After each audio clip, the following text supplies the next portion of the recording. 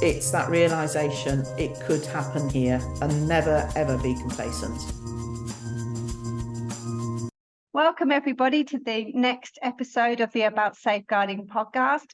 My name is Madeline Dunkley and joining us today is Kath Bennett. Good morning, Kath. Good morning. Would you like to introduce yourself and tell us a bit about your work? Yeah, hi. So I'm Kath Bennett. I'm the Safeguarding Case Manager at the Rugby Football Union, also known as England Rugby. So we're the national governing body of rugby union in England. So we have responsibility for overseeing the management of the game in England.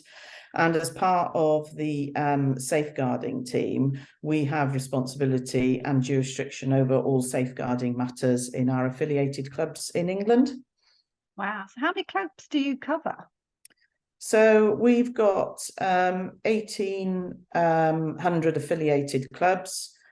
Just over half of those have dedicated what we call age grade teams, which are children's teams.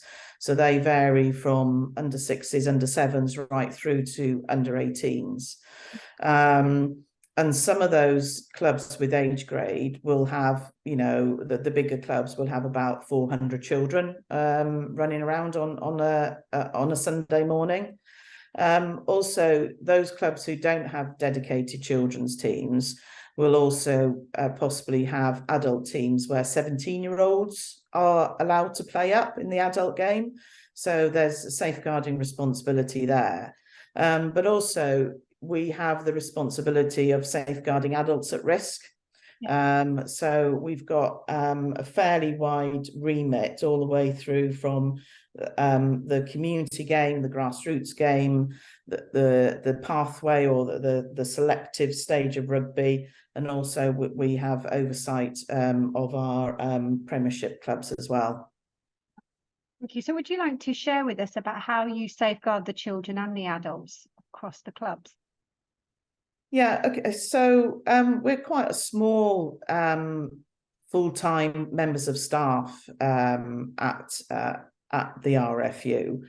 And so there's head of safeguarding, myself as the case manager. I have 3 case officers working with me. We have a compliance officer who oversees the DBS process for our clubs. And also we have a quality assurance and development officer. So there's 7 of us, a small team.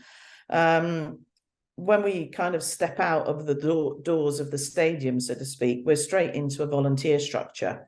So we have the counties, or if you're used to rugby, you'll know them as constituent bodies. But basically, they're roughly geographical kind of county areas, the old borders, and also our club safeguarding officer volunteers in the clubs. So how do we make sure that children and adults at risk are safe in our game? So as an NGB, we're responsible for driving safeguarding through rugby union, promoting safeguarding, implementing changes, responsible for visiting those county structures and also our clubs, working with other members of RFU staff as well, who don't have full responsibility of safeguarding, but it's within their remit for that quality assurance and compliance matters. So they help us with that.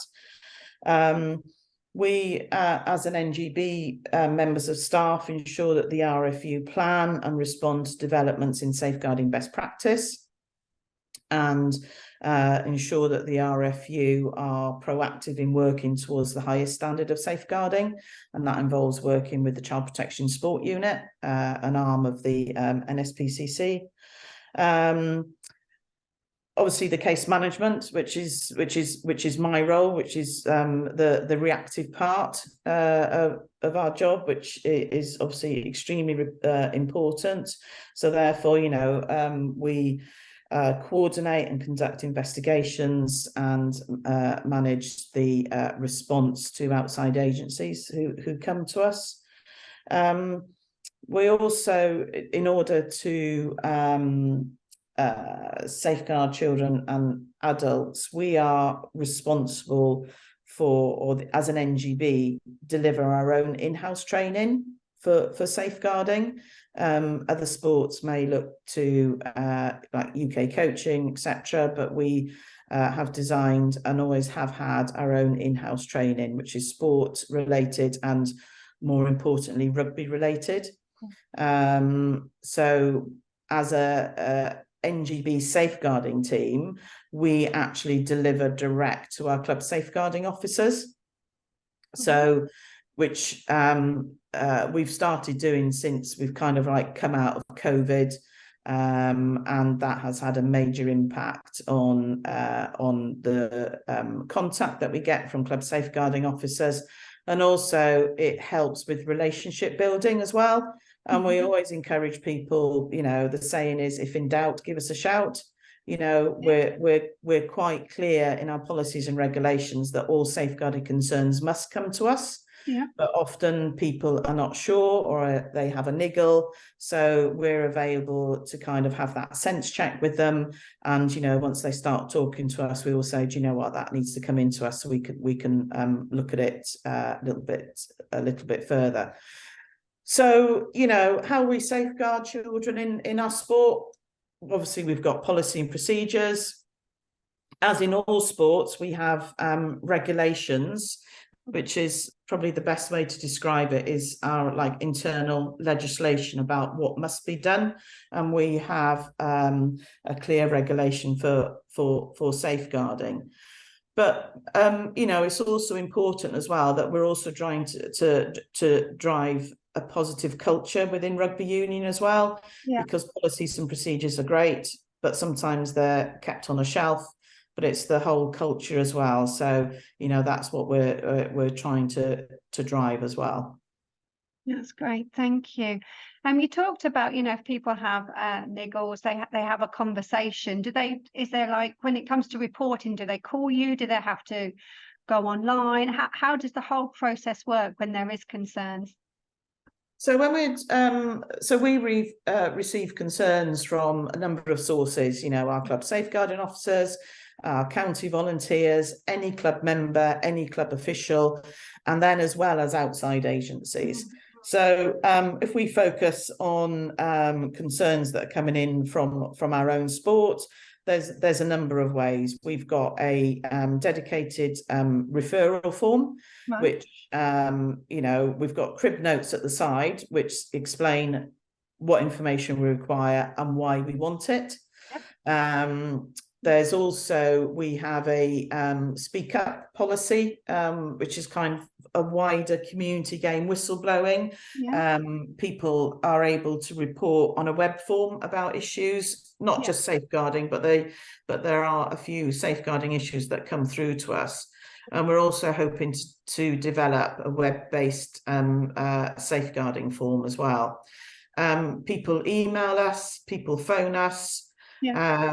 You know, I would rather take a phone call of somebody, you know, straight away, rather than them trying to kind of fill a form out. So and also, you know, our contact details are all on England Rugby website, our email addresses. Yeah. We've got a dedicated inbox for safeguarding concerns.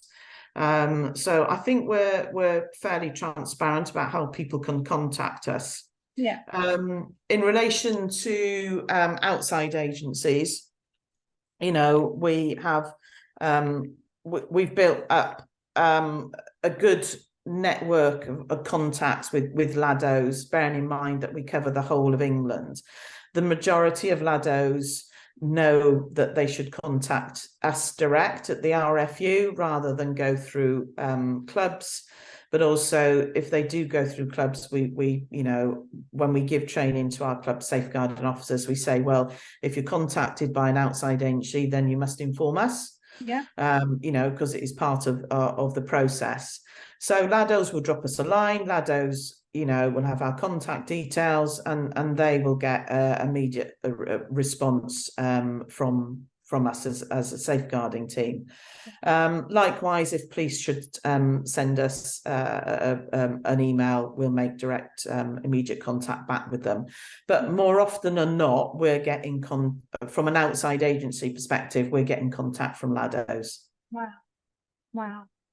I would have thought it would be social care, but it was actually from LADOs that contact you. Yeah. Obviously, because of their role about, you know, a person in a position of trust, they make contact with us. We have contact with children's social care, but that's usually by us making contact with them. I think there's needs to be probably a wider understanding of the role that sport plays in the well-being of children, beyond an education setting, and that two-way sharing of information. Because if a child is not safe within the home environment or within the school environment, and there's or within the community, because we talk about, you know, contextual safeguarding, then sport has a positive role to play to help keep those safe. Sometimes that communication back from social care probably isn't as great as us making contact with them as such. So, but most of the time we're having contact from LADO, and on the odd occasion police. So when a concern comes through, what process do you follow? So, as I said earlier, all safeguarding concerns must come to the RFU, because we have jurisdiction to manage those. Our clubs can't manage safeguarding matters unless we delegate it back to them, because it is perhaps poor practice, or we deem it a lower level concern that we don't need to manage because there's no contact with outside agencies. That doesn't mean to say that we don't record the matter, but we will support the club in that. So usually I'm responsible for triaging the concerns that come in. So obviously it's a matter of determining the risk or the harm that has occurred or is likely to occur, considering whether the subject of concern is in a position of trust, whether there's been a possible criminal offence that's occurred, and dependent on that will depend on our response to outside agencies. As you know, we have to, all settings have to refer within 24 hours to a LADO. So gaining the right information from clubs or from the referrer, hence the crib notes on the safeguarding referral form, helps the triaging occur a lot quicker. But if we've got any doubt at all, then we will make a phone call to the LADO and have that initial consultation. More often than not, a referral will go in straight away. So, dependent then, for example, if it's gone to an outside agency, then obviously we're in the hands of them, of their procedures. The LADO might call initial management allegations meeting. If there's a police investigation, then we will let them get on with that, and we will implement the safeguarding measures if required. And then, we wait for outside agencies' outcome.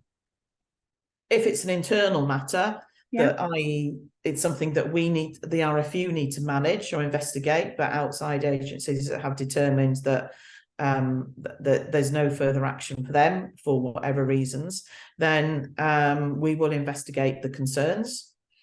And then there's a clear process that needs to go through about determining an outcome.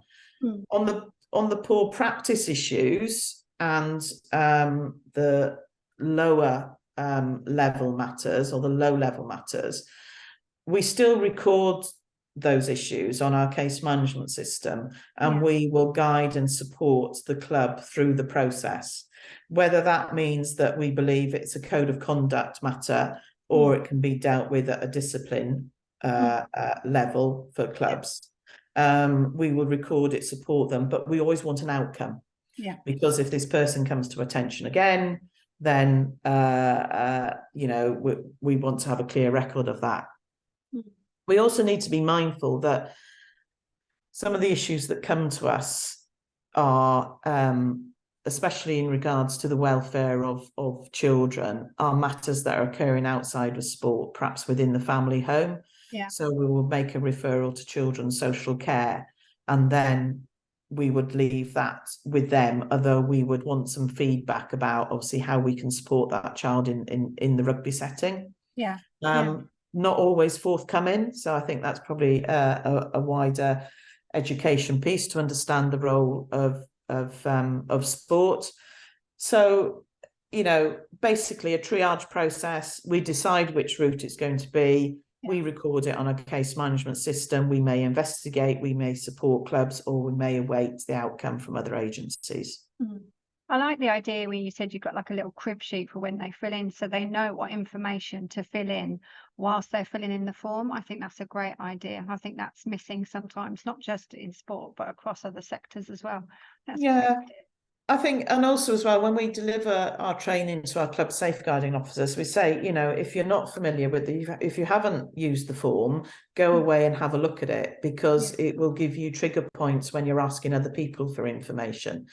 Because we need to understand, you know, basics as name, address, date of birth, parents' name, address, date of birth. You know, if it's a member or a coach of the club that has harmed the child, we need to know those details, because there's lots of, you know, Joe blogs on the system, for example. So we need to know who we're talking about, because when we're making those onward referrals to other agencies, we need to be correct in that kind of personal information as well. And on occasions we don't have time to go back and forth to a volunteer on a Monday or Tuesday morning, because they're doing their day job and they might not be able to kind of come back to us immediately. So those crib notes give an understanding of what information and why we need it. And that's very important, the why bit. You know, very good at saying give this information, but not explaining why. I think that's great.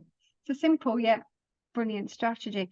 You've talked about, so you work with LADO if there's a concern around somebody who works with you, social care if it's a disclosure, you know, to do with, say, at home or something else. Is there anybody else you work with, any other outside agencies that you work with to help safeguard children and adults? Yeah, so there's the other statutory agencies, you know, police and probation service. When we've got participants who are not in a position of trust, but they're still involved in the sport because they're players who are being managed by police or probation. So we will liaise with them about risk management, but also, you know, police. Through the LADO process, we will engage with them. So there's all those statutory agencies. On the odd occasions, and more often not, we will, you know, contact a school, especially if we've got issues of a club is trying to manage complaints of bullying between children that may have overlapped from school, or it's happening in sport and it's overlapping into school. So talking to the school about their what management they've put in place, so we can replicate that, for example. But also then we work quite closely with agencies who are involved in sport themselves. So I think I mentioned earlier about the CPSU, the Child Protection Sport Unit. Yeah. So they we are reviewed by them every year, along with all other lots of other sports, in respect of our safeguarding framework and how we are doing our job and our roles. And there is a set framework on the Child Protection Sport Unit for sports that we need to meet every year, and all that is fed back to Sport England. And obviously Sport England, you know, comes under the DCMS, Department of Culture, Media and Sport. But we also work very closely with the Anne Craft Trust, one of the, the leading charity for adults who may be at risk. Yeah. So you know, there's been over the years, there's been quite an emphasis on adults at risk in sport. Because, you know, it all now comes under the Care Act. So we have a statutory responsibility to safeguard those. So, and also as well, you know, we network within our with other sports as well, with other NGBs within their safeguarding teams. Our discipline team will liaise with their discipline. So all sports work very closely together as well and share best practice. So yeah, as well as the statutory agencies, we've got our own networks as well. Oh, that's great. It's working together, isn't it? It's that old cliche of working together. Absolutely, absolutely.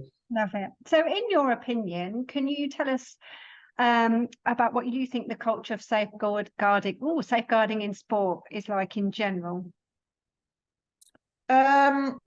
I think in general, over the years, it's not had a good press.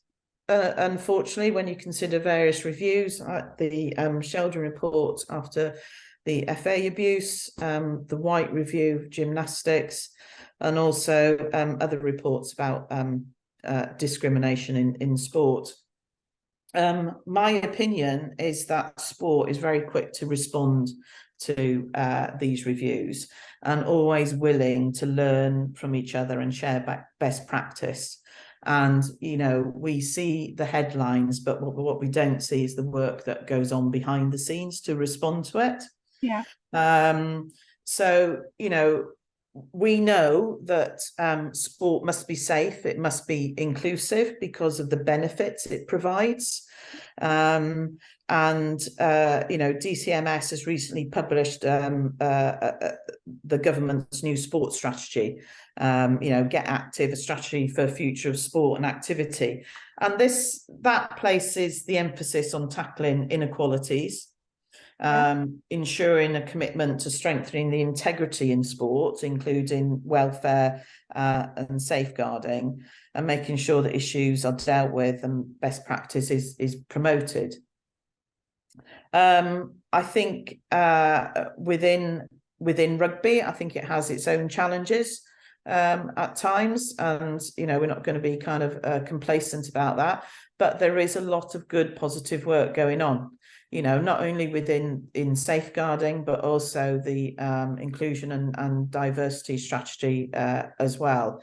Yeah. So beyond the bad headlines, people need to look beyond that and actually consider the work that is going on behind the scenes, because nobody wants to see a good headline, unfortunately. And, you know, as with any sector, the bad headlines get the press.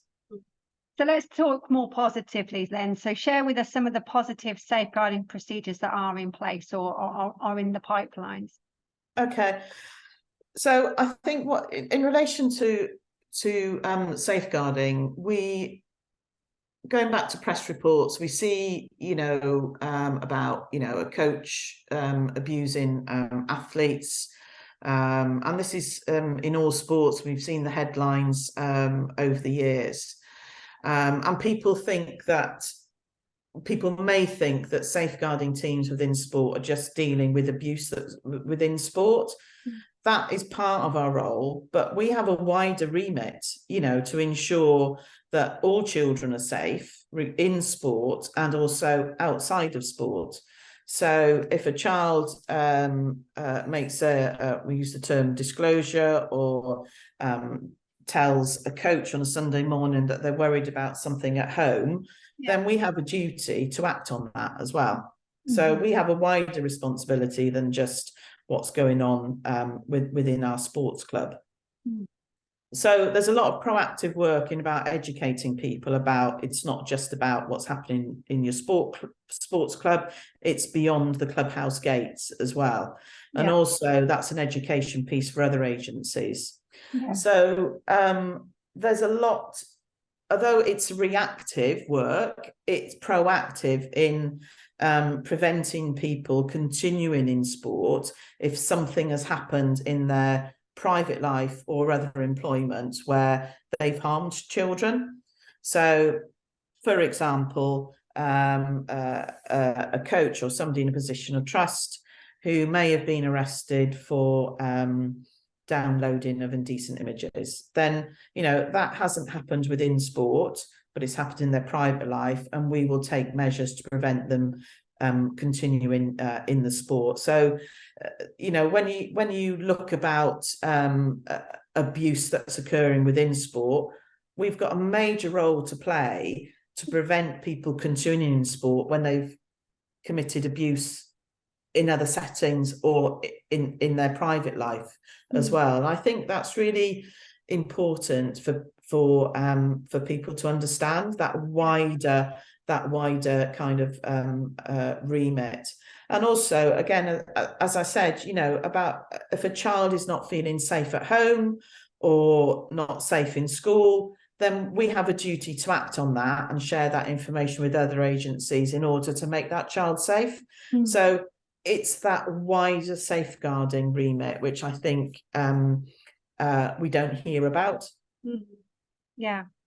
And I suppose, you know, like in any situations where adults are working with children, they have to go through certain checks, don't they? They have to do the enhanced DBS, you have to do your references and things like that, which we all do. But I think what it comes down to is it's communication as well, isn't it? I know if there was a member of staff, say, who was arrested, we would be told immediately. They would call the school immediately.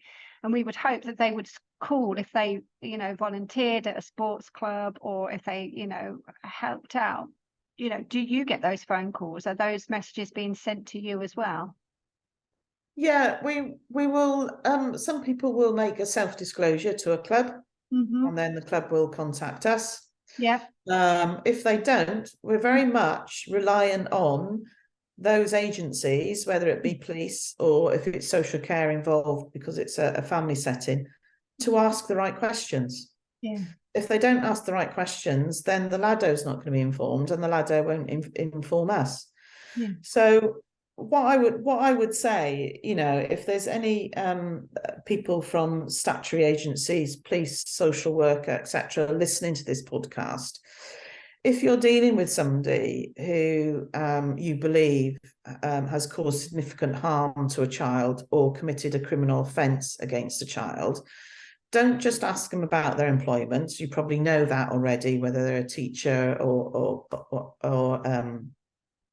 what have you. But ask them about, do they volunteer with children? Because sometimes that is missed. Yeah. And therefore we don't get to hear about it. So it's asking those right questions at the point of arrest. The custody officer is ideal for that, you know, and also when social care are talking to families, you know, if the child says, oh yeah, I play football on a Saturday or play rugby on a Sunday. Oh, right, okay. Are your parents involved in that? Oh, yeah. Mum's the safeguarding officer, or mum's the coach. Dad is a coach or the safeguarding officer. And it's just having that professional curiosity. Yeah.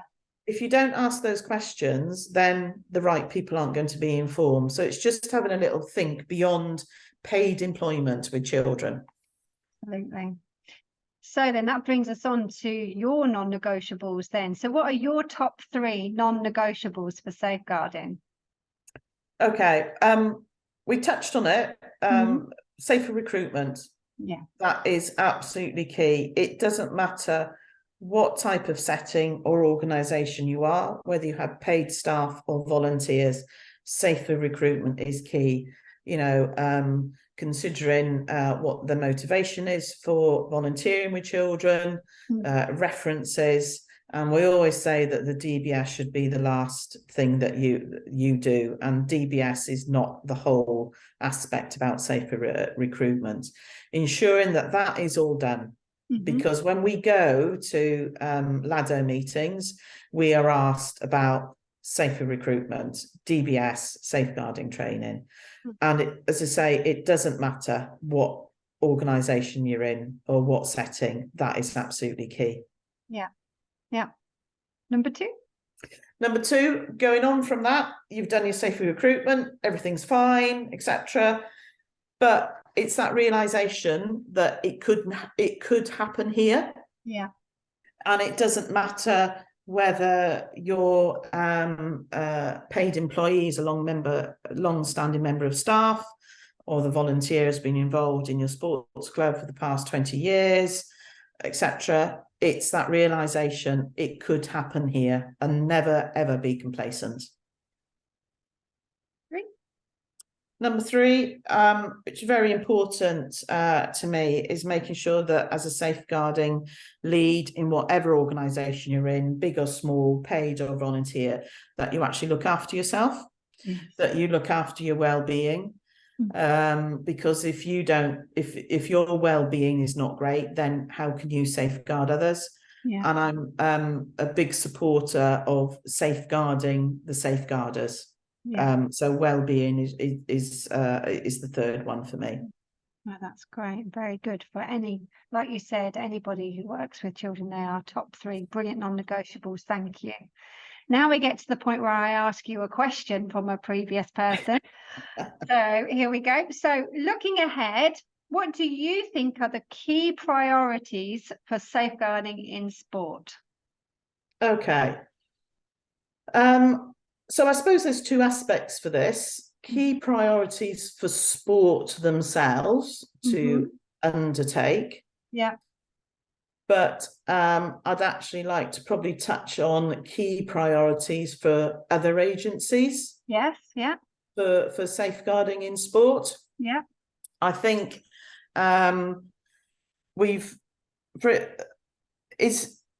for other agencies, including the government, and this is my opinion, is to recognise that the role that safeguarding in sport has.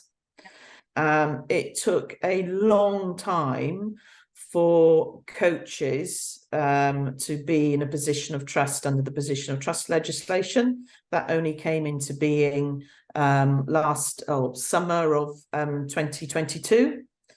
So there's the same responsibilities there as a teacher with a 16-17-year-old that has finally now come into legislation for coaches. I think it's a priority for those who are able to make legislation to realise the challenges that sport has in safeguarding. There's, I think that perhaps the DBS need to consider the definition of regulated activity, and I know that was raised in the DBS review that took place. But I also think that wider consideration needs to be given to the way that sport is run and how legislation can help safeguarding in sport. A priority for sports themselves at the moment is obviously, the sports strategy that has just been launched, and how we can continue and manage effectively integrity and safeguarding matters, and being transparent in those matters, and consider resources, capacity, and probably I think is to kind of keep doing the work that we are doing, but just make people aware of the role that safeguarding in sport has to keep children and adults and all participants safe. Thank you. And so do you have a question for our next guest? Yeah, so probably going on from my kind of third non-negotiable is, I said about keeping the safeguarders safe. So I think for the next person is beyond supervision, reflective supervision, etc. How do you manage the well-being of your safeguarders? Good question. It's a very good question, because they spend their time looking after everyone else who's looking after them. Good question. Thank you. And thank you very much for your time today. It's, a great insight in safeguarding in sport in general. And thank you very much for today. Thank you. Thank you.